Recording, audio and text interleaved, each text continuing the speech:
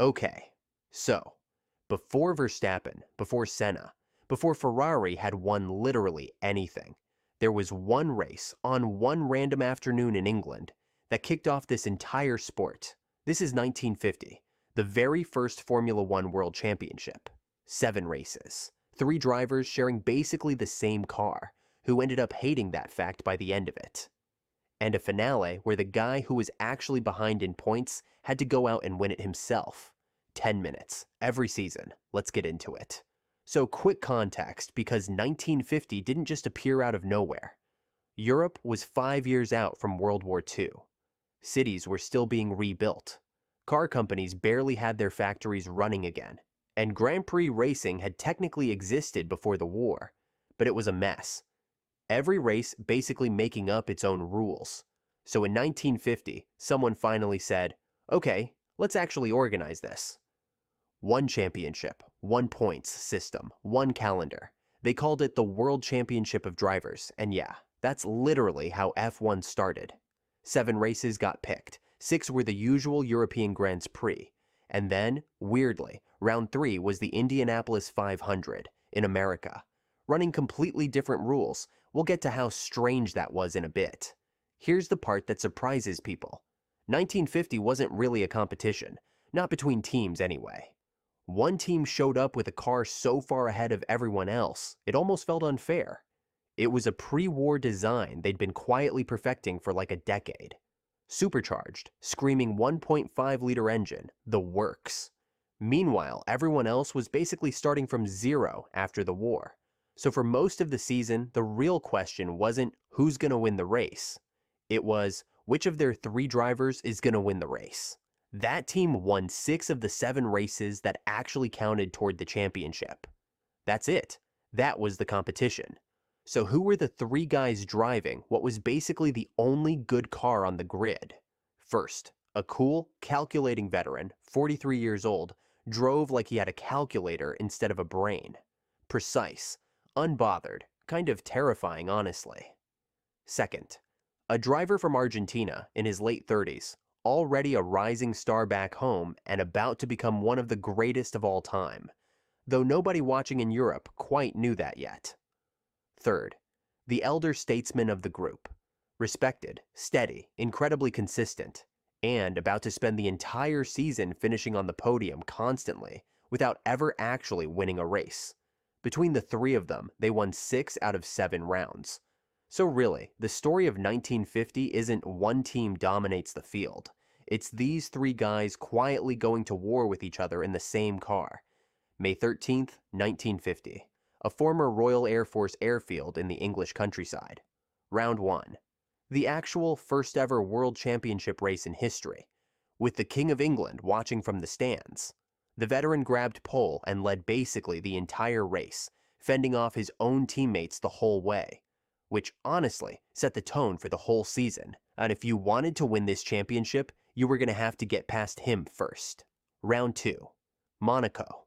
And this is where the season goes completely off the rails. Lap 1. A wave from the harbor actually crashes over the seawall and soaks the exact corner the whole field is about to take. The veteran spins, and it sets off a chain reaction pileup that takes out nearly half the grid. The Argentine driver, running right behind it all, somehow gets through clean and wins the race.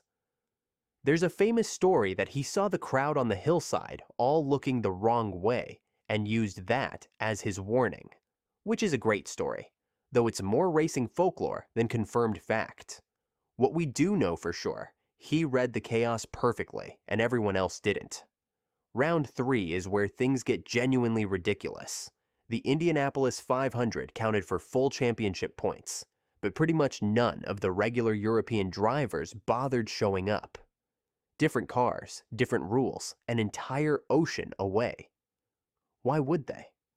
So the 3rd round of the World Championship was basically a totally different race, with a totally different group of drivers that had nothing to do with anyone else's season.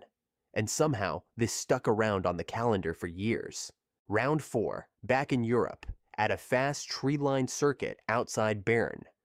And it's the same story again. The veteran takes it, his teammate finishes second, and the Argentine driver retires early. Not the most dramatic round of the year, but it mattered. It put the veteran firmly back in control of the championship, heading into the back half of the season. Rounds 5 and 6 at Spa and Reims flipped the whole script. Two dominant wins back-to-back for the Argentine driver on two of the fastest, most dangerous tracks in Europe at the time. That second win at Reims actually put him into the championship lead for the first time all year. Heading into the final round, he wasn't just close, he was ahead. Round 7, Monza. And here's the real story, not the simplified one. The veteran actually arrived here in third place in the championship, behind the Argentine and behind his own other teammate. He needed a win. Basically, no other result would do. And he delivered. He took the lead early, held off a real challenge from a Ferrari driver, and led basically the whole way. Meanwhile, the Argentine driver, running third, had his gearbox fail underneath him. He jumped into his own teammate's car mid-race to keep his championship hopes alive, and that car broke too. So the veteran wins the race at his home Grand Prix, in front of his home crowd, and becomes the first world champion in the sport's history. He's still, to this day, the only driver to ever clinch a title on home soil. It'd be easy to write 1950 off as a footnote. One dominant car, kind of a lopsided season. But honestly, almost everything that makes this sport what it is today started right here. The point system, the calendar structure, even that bizarre Indianapolis rule that stuck around way longer than it should have. And the Argentine driver who lost the title that day, at Monza?